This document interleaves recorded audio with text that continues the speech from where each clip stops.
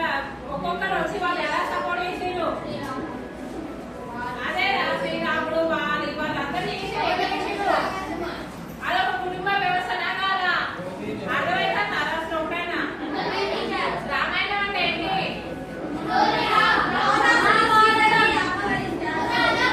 అయితే ఇక్కడ సీత అనేది లక్ష్మణ వాళ్ళకి ఏమైతే వదినమ్మన్నట్టే కదా సో ఆమెను అపహరించినప్పుడు ఎలా సపోర్ట్ చేసిందో లంకకు అపహరించినప్పుడు ఏం చేసింది మీకు తెలియదా కాలం మారింది చూడండి కాలం మారింది కుటుంబం అనే మాటకు అర్థం దాని నమూనా మారిపోయింది ఉమ్మడి కుటుంబంలో వ్యక్తి స్వేచ్ఛకు ఆర్థిక స్వాతంత్రానికి సమానత్వానికి ప్రాధాన్యం లేకపోవడం కారణం పూర్తిగా పెరిగిపోవడం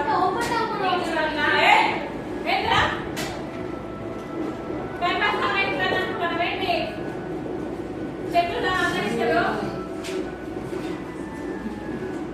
వీటి వల్ల ఉమ్మడి కుటుంబ వ్యవస్థలో మార్పులు అనివార్యమయ్యాయి చిన్న కుటుంబ భావన బలపడింది ఒకసారి చూడండి అన్న కాలం మారింది సో ఎక్కడ ఇప్పుడు ఒకే విధంగా ఉందా లేదు నెక్స్ట్ ఏంటంటే కుటుంబం అనే మాటకు అర్థం దాని నమూనా మారిపోయింది ఎవరికి వాళ్ళు జాబ్స్ వస్తే ఎక్కడ వెళ్ళిపోతున్నారు సో పెద్ద కుటుంబం కలిసి ఉంటుందా లేదు అంటే ఎక్కడ ఎట్లుండేది ఉమ్మడి కుటుంబాలు ఉండేది ఇప్పుడున్న ఉమ్మడి కుటుంబాలు లేవు ఉమ్మడి కుటుంబంలో వ్యక్తి స్వేచ్ఛ ఆర్థిక స్వాతంత్రానికి సమానత్వానికి ప్రాధాన్యత లేకపోవడం స్వార్థం పూర్తిగా పెరిగిపోవడం వీటి వల్ల ఉమ్మడి కుటుంబ వ్యవస్థలో అనివార్యమయ్యాయి సో ఎవరు సంపాదన తీసుకొచ్చినా ఇక్కడే ఇవ్వాలి ఎవరికి వాళ్ళు అప్లై చేసుకోవడానికి ఉమ్మడి కుటుంబంలో ఛాయిస్ ఉండేదా లేదు సో అందుకోసం అది ఫెయిల్ అయింది అనమాట సమిష్టి చిన్న కుటుంబ భావన పెరిగింది ఇప్పుడు చిన్న కుటుంబం ఉందనుకోని సంపాదించుకొని పెట్టుకోవచ్చు అదే ఉమ్మడి కుటుంబం అంత రాయసా ఇప్పుడు అందరు ఖర్చు చేయాలి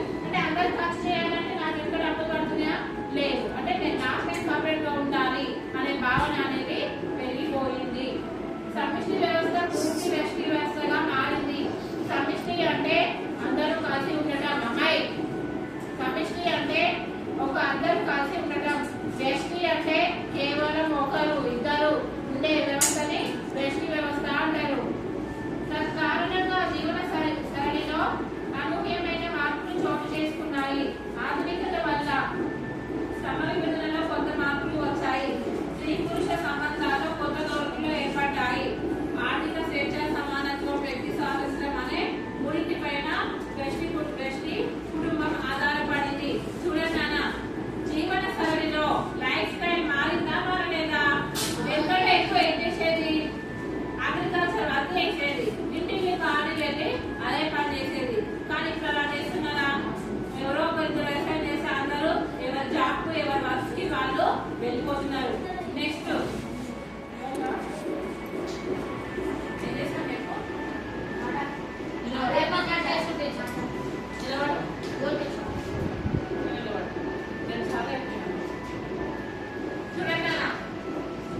స్త్రీ పురుష సంబంధాల్లో కొత్త ధోరణులు ఏర్పడ్డాయి ఆర్థిక స్వేచ్ఛ సమానత్వం వ్యక్తి స్వాతంత్రం సో అందరం కలిసి ఉంటాంగా ఉన్నప్పుడు ప్రతి పని చేయాల్సి ఉంటుంది చేయాలని చేయొద్దా 10 మంది ఉన్నప్పుడు పని ఎక్కుంటుందా ఒకరు ఉన్నప్పుడు ఎక్కుంటుందా 10 మంది అంటే ఆ 10 మందికి పని చేయాలన్నా అనే ఫీలింగ్ రావడం జరిగింది ఇప్పుడు సో ఇప్పుడు కాసుకుంటారు వచ్చినప్పుడు ఉండలేదు సో ఇక్కడ కూడా అదే జరిగింది సో నా డబ్బులు ఏం సంపాదించుకుంటా నాకు ఎక్కువ డబ్బులు ఉంటాయి అందరూ ఇంటి ఉంటాయి నా డబ్బులు అయిపోతాయి సో అట్లా డబ్బులు అందరితో ఉండగలుగుతారా ఉండలేదు సో అందుకోసమే చిన్న కుటుంబం అనే భావన పెరిగిపోయింది ఇప్పుడు అందరు చిన్న కుటుంబాలే కదా ఈ వ్యక్తి కుటుంబంలో వ్యక్తిగత గౌరవం సమాజంలో ప్రత్యేక గుర్తింపు నిర్ణయాధికారం లభిస్తాయి ఇప్పుడు నాదేముంటుందంటే నెలలో 10 లక్షలు ఉంటే నాకు విలువనా కాదా ఏ దేవుడికి ఎవరైనా వాల్యూ ఇస్తారా ఇవ్వరు సో అట్లా గౌరవం పెంచుకోవాలనే ఉద్దేశంతో కూడా వ్యక్తి కుటుంబం వైపు వెళ్ళిపోయారనమాట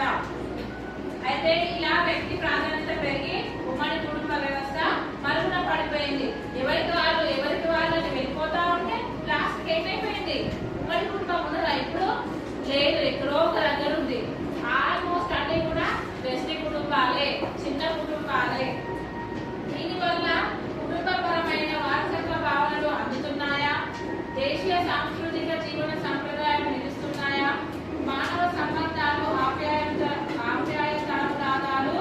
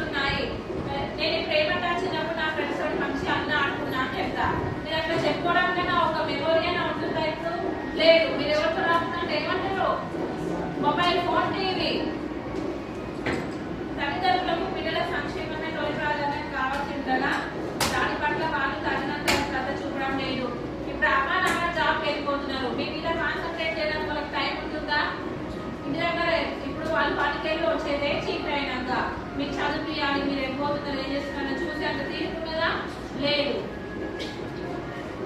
అది పిల్లల మనస్తత్వం మీద విపరీతమైన ప్రభావాన్ని చూపుతుంది. చూడండి అన్న, అదే మా మమ్మీ నాన్న నాతో ఉండట్లేదు, నేను ఎట్లా ఉండాలి, నేను సింగిల్ ఉన్నా అనే ఫీలింగ్ వస్తుంది అనమాట. తల్లిదండ్రులు పిల్లలకు వారసత్వంగా ఆరోగ్యం, సంస్కారం, చదువు, విజ్ఞానం, మంచితనం, పరోపకార గుణం అందించాలి తప్ప కేవలం డబ్బు కాదని గుర్తించాలి. మీకు డబ్బులు ఇస్తే అన్ని వస్తాయా? డబ్బులు ఇస్తే అన్ని వస్తాయి, అన్ని కొనగలుగుతామా? ప్రేమ, అనురాగం, ఆప్యాయత ఇవన్నీ డబ్బులతో కొనగలుగుతారా? ₹1,00,000 పెట్టి ప్రేమ కొనుక్కొస్తావా? కొనుక్కొస్తారా? కాదు. ఇదంతా కూడా అందరం కలిసినప్పుడే అవుతుంది. డబ్బులతోటి ప్రతిదీ కొనలేము. వస్తువులను కొనగలుగుతాం కానీ మన ప్రేమ, అనురాగం, ఆప్యాయతలను కొనలేము. కొనలేము అసలు. బయట డబ్బులు పెడితే ప్రతిదీ వస్తుంది. అమ్మ నాన్న కొనుక్కుంటారు, ఎక్కడైనా షాప్ లో దొరుకుతారా? ఉండరు. పిల్లలు సమస్త సద్గుణాలకు ఇల్లే పునాది, కానీ ఆ ఇల్లే కనుమరుగు అవుతున్నది. ఇప్పుడు పేరెంట్స్ ఏం చేస్తున్నారు? వాళ్ళ డ్యూటీస్ వాళ్ళు వెళ్తున్నారని అసలు పిల్లలని ఇంట్లో వస్తున్నారా? వాళ్ళని ఎక్కడో హాస్టల్ వేస్తున్నారు. సో హాస్టల్లో అసలు అమ్మ అంటే ఏదమ్మా? హాస్టల్లో అమ్మ ఎవరు, అక్క ఎవరు, ఇవన్నీ ఉంటున్నాయా? ఏదో అలా ఉండాల్సి వస్తుంది. సో ప్రతి ఒక్కరు చూడండి, హాస్టల్లో ఉన్న వాళ్ళు అమ్మను నాన్నను ఇలా మిస్ అయిన ఫీలింగ్ అనిపిస్తుందా? క్లియరా? సో అదంతా కూడా కోల్పోతున్నారు అనమాట. పిల్లలు కేర్ టేకింగ్ సెంటర్లలో, భార్యాభర్తలు ఉద్యోగాలలో, పెద్దవాళ్ళు వృద్ధాశ్రమాల్లో. చూడండి అన్న, చిన్నపిల్లలు ఉంటారు కదా, 1 to 5 years లోపు. సో కేర్ టేకింగ్ సెంటర్ అని ఉంటారు, వాళ్ళని చూసుకోవడం జరుగుతుంది అక్కడ. భార్యాభర్తలు ఉద్యోగాల్లో, భార్యాభర్త అంటే అమ్మా నాన్నలే. సో వాళ్ళు ఇప్పుడు ఏం చేస్తున్నారు? జాబ్ చేస్తున్నారు. పెద్దవాళ్ళు వృద్ధాశ్రమాల్లో. ముసలోళ్ళు చూసుకోవడానికి ఎవరు ఉంటారు? అందరు జాబ్కి వెళ్ళినాక వాళ్ళని ఏం చేస్తున్నారు? వృద్ధాశ్రమంలో వదిలేస్తున్నారు. ఆ మానవ సంబంధాలు ఏవి? ఎక్కడైతేనేమో అయ్యో నాన్నమ్మ తాత వాళ్ళతో ఉండాలి అని ఉండేది. ఇప్పుడున్నది అట్లా వాళ్ళు సపరేట్ వృద్ధాశ్రమంలో పడేస్తున్నా కోరుకుంటున్నాం. అనురాగాలు ఏవి? అభిమానాలు ఉన్నాయా? లేవు. వారసత్వ అనుభూతులు ఎక్కడ? మా తాత, మా నాన్న, మా అక్క అనే ఫీలింగ్ ఉందా? లేదు. ఎందుకంటే ముసలోళ్ళని మనం ఇంట్లో వస్తున్నామా, వృద్ధాశ్రమంలో పడేస్తున్నాం. సో అది కావాలంటే దొరుకుతుందా? దొరకదు. కుటుంబ నేపథ్యం, గొప్పతనం తెలిసే అవకాశం ఏది? అరే ఫలానా కుటుంబం మంచిది, అందులో ప్రతి ఒక్కరు ఇలా ఉంటారు అలా ఉంటారు అని చెప్పుకోవడానికి ఉందా? అసలు నీ కుటుంబం ఏంటి, నీ అన్నెవరు అక్కెవరు చెప్పుకునే పరిస్థితిలో కూడా లేరు.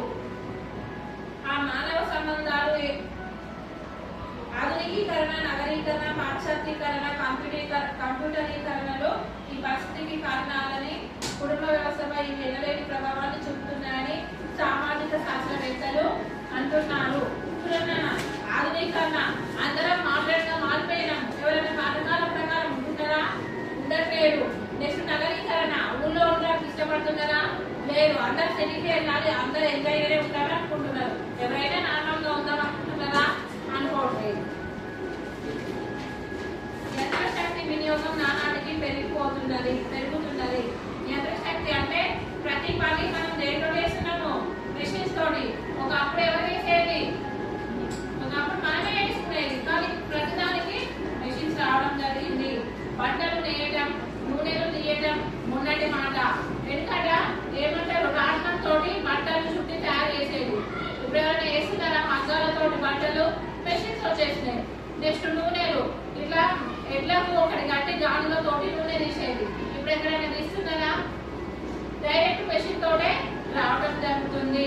బట్టలు ఉతకడానికి, నగల తయారీకి, నీళ్లు తోడటానికి, పొలం దున్నటానికి, చెప్పులు కుట్టడానికి, చివరకు గిన్నెలు కొనడానికి, అడిగిన చేతులు ఆడటానికి యంత్రశక్తినే వాడటం వల్ల మనిషి బద్ధకస్తులు అవుతున్నాడు.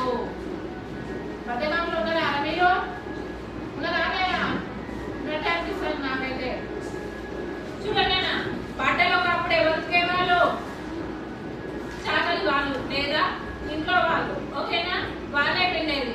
ఇప్పుడు ఎవరు కడుగుతున్నారు బట్టలు? ఎవరు పిండుతున్నారు? వాషింగ్ మెషిన్స్ వచ్చేసినాయి. అప్పుడు పనికి చేతనే కదా?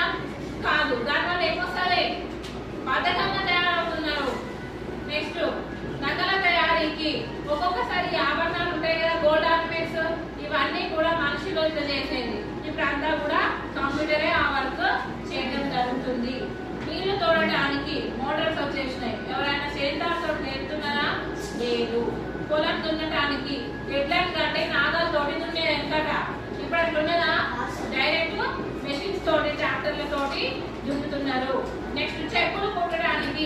చెప్పులు ఎవరు కుడతారా? చర్మకారులు చెప్పులు కుడతారు. సో ఇప్పుడు అన్ని కూడా కంపెనీలో తయారైన చెప్పులే వాడుతున్నారు. ఎందుకంటే ఏ చెప్పులు వేసుకునేది? రోజు చెప్పులు వేసుకునేది. ఇప్పుడు వేసుకుంటున్నా డైరెక్ట్ షాప్ నుంచే తెచ్చుకోవడం జరుగుతుంది. సో చివరి గిన్నెలు కడగడానికి ఎందుకంటే గిన్నెలు కడుక్కునేది 10 మనుషులు వాళ్ళు కడుక్కునేది. ఇప్పుడు కడుగుతున్నారా? దానికి కూడా మెషిన్ వచ్చేసింది. అందులో వేస్తే అవే క్లీన్ అవుతున్నాయి. కడిగిన చేతులు ఆరడానికి ఓకేనా? చేతులు కడుక్కుంటాం కదా, కడుక్కున్నాక డ్రైయర్స్ ఉంటాయి కదా, ఏమంటారు అది ఆరిపోవడానికి. సో అదే మెషిన్స్ అనేది రావడం జరిగింది. సో ఇవన్నీ ఫెసిలిటీస్ వచ్చినాక పనిచేయడం చేతనే కదా పనిచేయడానికి మనిషి భద్రత వస్తువులు తయారైపోతున్నాడు. చలాకీతనాన్ని కోల్పోతున్నాడు. అనేక రోగాల పాలవుతున్నాడు. చలాకీతనం యాక్టివ్ గా ఉంటున్నారా? ఉండట్లేదు. ఏదో చేసుకుంటున్నారు, నడుస్తుంది. అనేక రోగాల పాలవుతున్నాడు. రోగాలు మరి పని ఏం చేయకుండా ఒకే దగ్గర ఉంటే ఏముంటారు? మనిషి లావైపోతారు. లావైపోతే ఏమైతాయి? అన్ని రోగాలు రావడం జరుగుతుంది. నెక్స్ట్ ఏంటన్నా?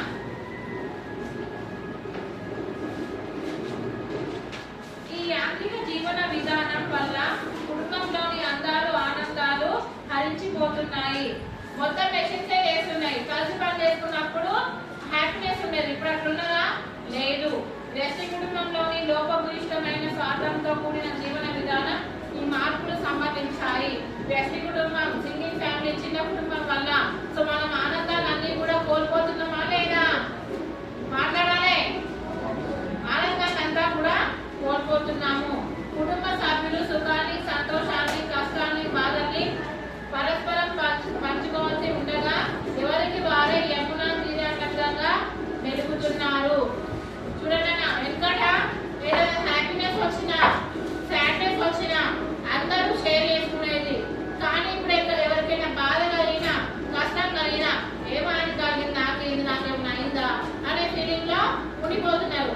చూడండి ఎవరికి వారే యమునా తీరే, ఎవడైపోతే నాకేది, నాకేం కరెక్ట్ ఉన్నది అంతే. సో ఆ ఫీలింగ్ అనేది పెరిగిపోతున్నది. దేని వల్ల చెప్పాలి? దేని వల్ల అమ్మా? దేని వల్ల చెప్పరా? దేని వల్ల? వ్యక్తి కుటుంబం, సింగిల్ ఫ్యామిలీ, జాయింట్ ఫ్యామిలీ వల్ల కాదు. జాయింట్ ఫ్యామిలీ అంటే అందరూ ఉంటారు. సింగిల్ ఫ్యామిలీ అంటే ఎవరు ఉంటారు?